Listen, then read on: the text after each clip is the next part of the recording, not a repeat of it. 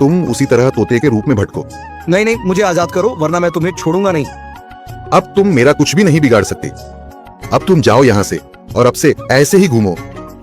अब तुम्हें पता चलेगा कि दूसरों को दर्द देने में कैसा महसूस होता है। इसके बाद वह राक्षस वहाँ से उड़ जाता है। मर्चू और उसकी दोनों खुश हो जाते हैं। मर्चू पहले की तरह काम करने लगता है। वह और उसकी पत्नी दोनों खुशी खुशी जिंदगी गुजारने लगते हैं।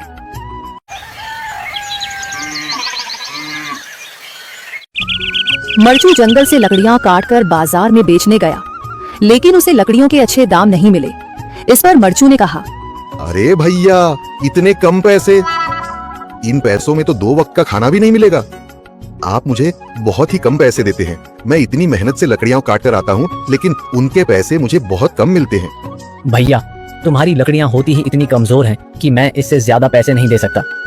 तुम्हारी लकड़ियों के बस इतने ही पैसे बनते हैं। अरे भैया, कुछ ज्यादा कर दो ना। वो क्या है ना कि इन पैसों का तो कुछ भी नहीं आता। मैं अपनी जिंदगी कैसे गुजारूंगा? भैया, तुम जाकर अच्छी लकड़ियां लाओ, तभी इन लकड़ियों का अच्छा दाम मिल पाएगा, वरना इन लकड़ियों का तो यही दाम है। ये सुनकर मर्चू बहुत ज्यादा परेशान हो गया और पैसे लेकर किराने की दुकान से सामान खरीदकर घर आ गया। घर पहुंचते ही मर्चू की पत्नी सीता ने कहा, अरे जी, सामान ले आए आप? हाँ जी, सामान ले आया हूँ। सीता के चेहरे पर खुशी छा जाती है, लेकिन जब उसने सामान देखा, जी, इसमें तो बहुत थोड़ा सामान है। हाँ सीता, मुझे पता है कि यह सामान बहुत थोड़ा है, लेकिन मैं क्या करूँ? मेरे पास जितने पैसे थे मैं उतने का ही सामान लेकर आ गया हूँ। इस तरह हमारा गुजारा कैसे हो पाएगा जी? आपको तो पता ही है कि हम कितनी मुश्किलों से गुजारा करते हैं। हाँ हाँ, मुझे पता है, लेकिन मैं कर भी क्या सकता हूँ?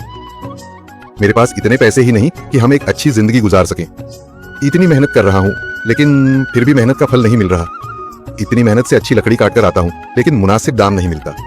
मैं तो बहुत परेशान हूँ। क्या करूँ? कहाँ जाऊँ? अरे जी, आप परेशान न हो, आप कोई और काम देख लें। मैंने कई बार काम तलाशने की कोशिश की, पर किसी ने भी मुझे काम नहीं दिया। ये सुनकर सीता भी काफी ज्यादा परेशान हो गई। मर्चू से सीता की परेशानी नहीं देखी गई। उसने अपनी पत्नी सीता से कहा, मैं फिर से जंगल की ओर जा रहा हूँ। अरे जी, अभी मत जाइए ना, वैसे भी शाम हो रही है। आप कल चले जाइएगा, अभी मत जाइए। ठीक है, अगर तुम रोक रही हो तो मैं नहीं जाता। मैं कल चला जाऊंगा। इसके बाद मर्चू गांव में घूमने के लिए चला गया। तभी उसे एक आदमी मिला और उसने कहा, कहाँ जा रहे हो भैया? और सुनाओ, क्या हाल चाल है? जिंदगी कैसे गुजर रही है? अरे भैया, तुम्हें तो पता है कि लकड़ियां काटकर कैसे गुजारा होता है। हाँ भैया, तुम सही कह रहे हो। और आसपास के जंगलों में अच्छी लकड़ियां भी नहीं है। इसके लिए तो जंगल के अंदर जाना पड़ेगा। पर जंगल के अंदर तो काफी सारे जंगली जानवर होंगे। मुझे बहुत डर लगता है भैया, मैं जंगल में कैसे जाऊंगा? हाँ भैया, जंगली जानवर तो होंगे, लेकिन अच्छी लकड़ियां तो वहीं से ही मिलेंगी। ये सुनकर मर्चू बहुत चोर है, किसी न किसी तरह वो मकई चोरी करके ले जाता होगा। किसान खेत में काम कर रहा था और चिड़िया और तोता बिना मकई खाए ही जंगल वापस चले जाते हैं। भी तोते और चिड़िया, बताओ, क्या आज तुमने किसान के खेत से मकई खाई है? ना ना, हम तो सुबह से दोपहर तक पेड़ पर बैठे रहे, लेकिन वो किसान है कि घर गया ही नहीं और हम थक हार कर बिना मकई खाए ही जंगल लौट आए। मैं तो जा रहा हूँ, पेट भर मकई खाऊंगा भी और अपने साथ भी लेकर आऊंगा। कालू कौवा इंसानों की बस्ती की तरफ जाता है। कालू कौवा किसान के खेत में जाकर किसान से कहता है, किसान किसान, तुम्हें तुम्हारी पत्नी घर बुला रही है, तुम्हारे घर में मेहमान आए हैं। अच्छा, तो मैं जल्दी से घर जाता हूँ। बहुत शुक्रिया जो तुमने मुझे बता दिया। किसान अपने घर चला जाता है और कौवा मजे मजे से किसान के खेत से मकई खाने लगता है। नहीं, मैंने तो आपको नहीं बुलाया। क्यों मेहमान नहीं आए थे? तो फिर उस काले कौवे ने मुझसे झूठ क्यों बोला? कौवा झूठा है, मैंने तो उसे नहीं भेजा। कौवा पेट भरकर मकई खाता है और कुछ मकई अपने साथ लेकर वापस जंगल लौट जाता है। कौवे कौवे, एक मकई का भुट्टा मुझे भी दे दो। ना ना, मैं तो मकई का भुट्टा किसी को नहीं दूंगा, बहुत मुश्किल से लाया हूँ मैं। कौवा चिड़िया के सामने बैठकर मकई का भुट्टा खा रहा था और चिड़िया के मुंह में पानी आ रहा था। दूसरे दिन कौवा फिर से किसान के खेत में जाता है और किसान से कहता है, किसान किसान, मैं अभी अभी तुम्हारे घर से आया हूँ। तुम्हारे बेटे को तेज बुखार है, जल्दी से घर जाओ। कौवे की बात सुनकर किसान घबरा जाता है और कुछ सोचे बिना अपने घर भाग जाता है और कौवा मजे से मकई खाने लगता है। कहाँ है मेरा मुन्ना? मुन्ना तो बाहर खेलने गया हुआ है। क्या मेरा मुन्ना ठीक है? हाँ हाँ, मुन्ना तो बिल्कुल ठीक है। तो फिर इसका मतलब आज फिर उस शरारती कौवे ने मुझसे शरारत की है। उसने मुझसे कहा कि मेरे मुन्ने को बुखार है, मैं जल्दी घर जाऊँ। वो कौवा जरूर आपको घर भेजकर खेत से फसल खाता होगा। मैं कल देखूंगा वो कौवा कैसे मुझे उल्लू बनाकर मेरे खेत से मेरी फसल खाता है। कौवा जंगल जाकर बहुत खुश था। वो जो मकई अपने साथ लाया था वो तोते और कबूतर के सामने बैठकर खाता है। वाह वाह, मजा ही आ गया। ये मकई तो बहुत स्वादिष्ट है। यार कभी थोड़ी सी मकई मुझे भी दे दो। हाँ ठीक है, अगर तुम मेरे घर का काम कर दो तो मैं तुम्हें भी मकई दे सकता हूँ। मैं भी करूँगा, मैं भी कभी आपके घर का सारा काम करूँगा। मुझे भी मकई दे देना। ठीक है, तो फिर जल्दी से मेरे साथ आ जाओ। कौवा कबूतर और तोते को अपने घर ले जाता है। तोते तुम जल्दी से मेरे घर की सफाई सुथराई कर दो, और कबूतर तुम जल्दी से मेरे सारे बर्तन धो दो, फिर मैं तुम दोनों को मकई दूंगा।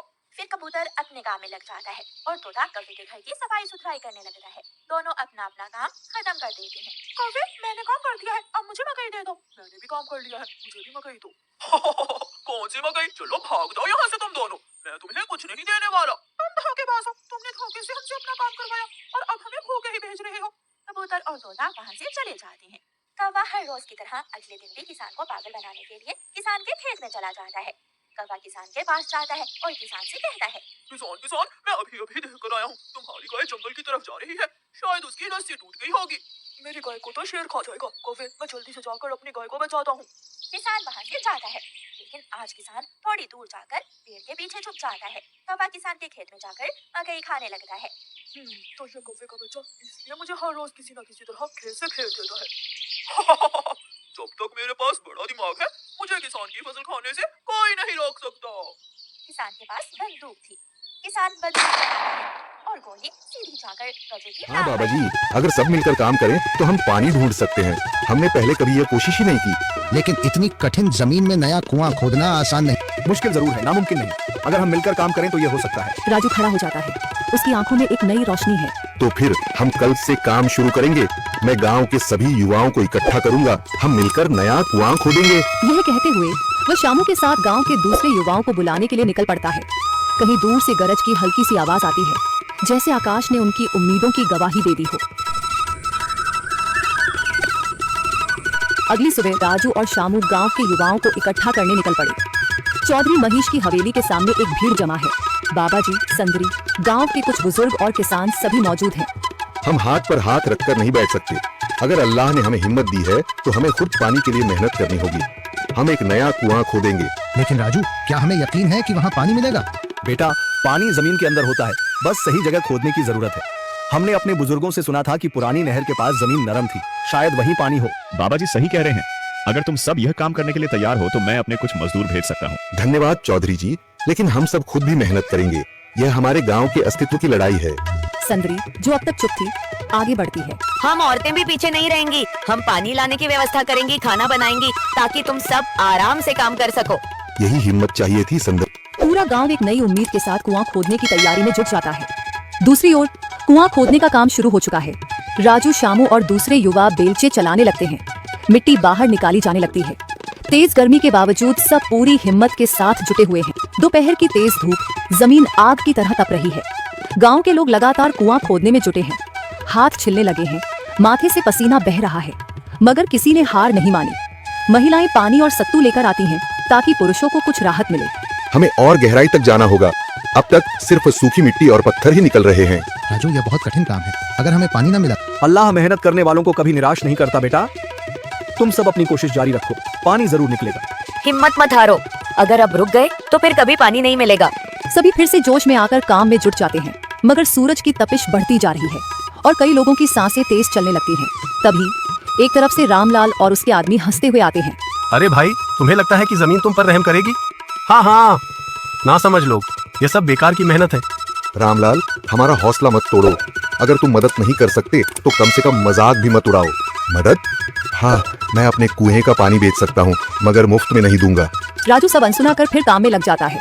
शाम होने लगती है, लेकिन अभी तक पानी का नामो निशान नहीं। कुछ लोग मायूस होकर पीछे हटने लगते हैं। राजू, शायद रामलाल सही कह रहा है, यह सब बेकार है। नहीं शामू, हमें हार नहीं माननी। अगर आज हार गए तो फिर कभी हिम्मत नहीं कर पाएंगे। तभी अचानक फावड़ा किसी कठोर चीज से टकराता है। एक अजीब सी आवाज आती है। राजू चौंक कर देखता है और जल्दी जल्दी मिट्टी हटाने लगता है। अचानक एक ठंडी लहर महसूस होती है। सभी लोग दौड़ कर आते हैं। जैसे जैसे मिट्टी हटती है, नीचे से गीली जमीन नजर आने लगती है। सब हैरान रह जाते हैं। सुभान अल्लाह, मैंने कहा था ना, अल्लाह हमारी मेहनत को जाया नहीं करेगा। राजू और बाकी सभी जोर लगाते हैं। कुछ ही पलों बाद अचानक मिट्टी के नीचे से पानी की एक छोटी सी धारा फूट पड़ती है। गांव वाले खुशी से चिल्ला उठते हैं।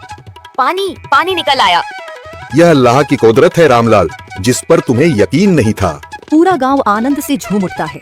लोग एक दूसरे को बधाइयां देते हैं। औरतें दुआ करने लगती हैं। कुछ दिन बीत चुके हैं। गांव वाले नए कुएं से पानी भर रहे हैं, खेतों को सींच रहे हैं और जिंदगी फिर से पटरी पर लौट रही है। मगर रामलाल अब भी अपनी बैठ जाते हैं। लेकिन अगले दिन सास ने दोनों बहुओं को सबक सिखाने का फैसला किया। अगली शाम रसोई से बर्तन धोने की आवाज आती है। दीदी, अभी तो हम रसोई में गए भी नहीं, फिर ये बर्तन धोने की आवाज कहाँ से आ रही है? चलो देखते हैं।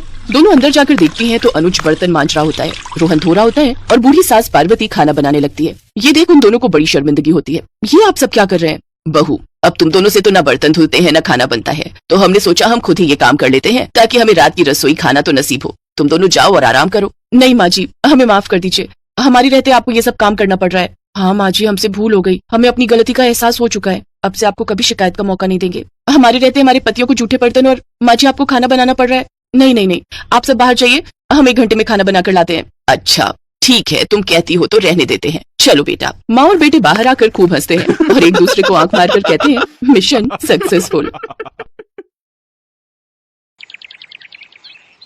एक रोज शाम के वक्त हिना अपनी माँ के साथ बैठी हुई होती है। तभी वो अपने फोन में अपनी माँ को एक लड़की की फोटो दिखाते हुए कहती है, माँ ये देखो, ये लड़की कितनी मॉडर्न एंड टॉल है, ये मेरे भैया के साथ एकदम फिट बैठेगी। तभी उस घर की बड़ी बहू मानसी वहां आती है। चलिए माँ जी, हिना दीदी खाना लग गया है। बहू यहाँ तो आ, ये देख हम तेरे देवर के लिए रिश्ता.com की साइट पे लड़की ढूंढ रहे हैं जो कि सुंदर होने के साथ साथ अमीर भी है। अब तेरे गरीब मायके वालों ने दहेज के नाम पर 1-2 चीज पकड़ा दी बस, इसलिए अब मैं अपनी छोटी बहू अमीर खानदान की लाऊंगी जो कि भर भर कर दहेज लाए। हाँ, वो अपनी बड़ी बहू को ताने दे ही रही थी कि तभी उसका छोटा बेटा हितांश एक मॉडर्न लड़की के साथ घर आता है। उन दोनों के गले में वरमाला डली हुई थी। हितांश बेटा, ये लड़की कौन है? माँ ये जूली है और हम दोनों ने शादी कर ली है। क्या तुम दोनों ने शादी कर ली? मैं नहीं मानती इस शादी को। हाँ तो किसे फर्क पड़ता है आपके मानने या ना मानने से? वैसे भी वो कहावत तो आपने सुनी ही होगी कि जब मियां बीवी राजी तो क्या करेगा काजी। मैं जानती हूँ, जरूर इस डायन ने ही तुझे भड़काया होगा। मैं इस डायन को हरगिज अपनी बहू नहीं मानूंगी। भले ही आप ना मानो, लेकिन लीगली तौर पर मैं ही तो हूँ आपकी बहू। इसलिए अब जल्दी से जाइए और आरती की थाली लाकर मेरा गृह प्रवेश कीजिए। सास बेमन से अपनी नई बहू का स्वागत करती है। जूली हितांश के साथ अपने कमरे में चली जाती है। हे राम, माँ अपनी इस नई छैल छबीली के तेवर देखे, इसके तो रंग ढंग ही अलग है, बड़ा ही घमंड है इसमें। तू चिंता मत कर बेटी, कल इसका ससुराल में पहला दिन है, तुम देखना अगर मैंने भी इसका घमंड चूर चूर नहीं किया तो। अगले दिन सुबह हितांश के पिता यानी जूली के ससुर अपनी पत्नी से कहते हैं, विमला देखो तो सुबह के 10 बजने को है और ये नई बहू अभी तक अपने कमरे में सोई पड़ी है और आज इसका रसोई में पहला दिन है और ये अभी तक अपने कमरे में है। तुम रुको जी, अभी मैं इसकी खबर लेती हूँ। नई बहू, अरे ओ नई बहू। कुछ देर बाद जूली वहां आती है।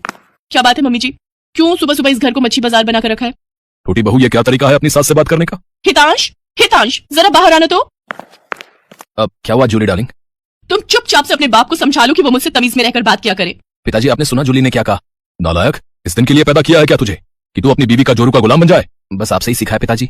जूली की सास खाने की लिस्ट नई बहू के हाथ में देती है और कहती है, ये ले, ये तेरी पहली रसोई की लिस्ट है, आज तुझे ये सब खाना हम सबके लिए बनाना है। और हाँ, उसके बाद किचन की साफ सफाई भी कर देना। सासू माँ, ना तो मैं खाना बनाऊंगी और ना ही सफाई करूंगी।